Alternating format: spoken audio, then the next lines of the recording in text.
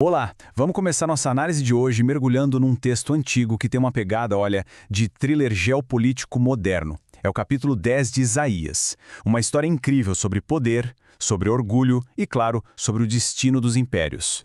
E a grande questão que vai guiar toda a narrativa é essa aí. O que será que acontece quando um instrumento se esquece da mão que o segura? É uma pergunta poderosa, né? Então, vamos lá. A primeira coisa que a gente precisa entender é que a ameaça externa que está chegando não surge do nada. Na verdade, ela é uma consequência direta de um problema interno muito, mas muito profundo. O capítulo já abre com uma denúncia fortíssima contra os próprios líderes da nação. Eles estavam basicamente criando leis para legalizar o roubo e o alvo eram sempre os mais vulneráveis. A corrupção já tinha, apodrecido toda a liderança por dentro.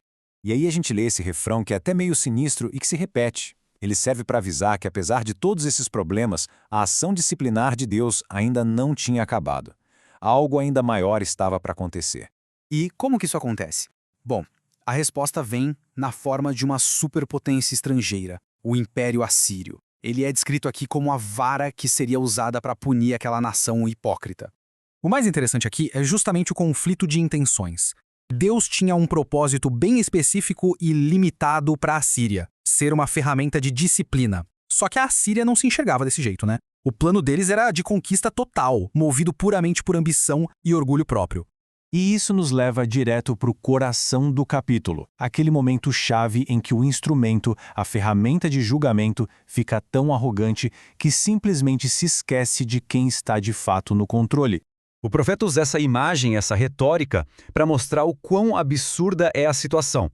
É uma pergunta que nem precisa de resposta, né? Porque ela já expõe toda a loucura da arrogância assíria. Então, o ponto central é este. O grande erro da Síria foi querer para si toda a glória e todo o crédito pelo seu poder. Ela achava que suas vitórias eram só resultado da sua própria força, da sua própria sabedoria, esquecendo completamente que era só uma peça num plano muito maior. E é aqui que a história dá uma virada dramática. A parte da disciplina sobre Israel termina. E agora, o juiz faz ser julgado. O foco da ira divina se vira totalmente contra a própria Síria. A linguagem usada para descrever a queda da Síria é muito forte, muito visual. Não é uma queda gradual, sabe? É uma destruição súbita, completa, como um incêndio florestal que devora tudo que vê pela frente. É bem importante a gente entender esse termo. A indignação não é só uma raiva qualquer. É um nome técnico dado a esse período específico de sofrimento. E a promessa é clara. Esse período tem um fim marcado. E esse fim está ligado diretamente à destruição do opressor. E no meio das cinzas do julgamento, o tom da narrativa muda e vira esperança. Nem todo mundo vai ser destruído. A profecia agora se volta para a sobrevivência de um grupo fiel, o remanescente.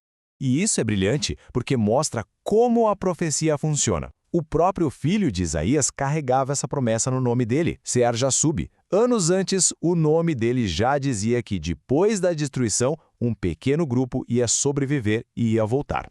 E a lição mais importante para os sobreviventes é essa mudança total de lealdade. Eles finalmente aprendem a parar de colocar a segurança deles nas mãos de superpotências e de alianças políticas.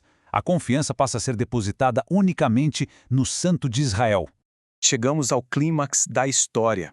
A narrativa cria uma tensão incrível, descrevendo passo a passo a marcha do exército assírio que parece imparável em direção a Jerusalém.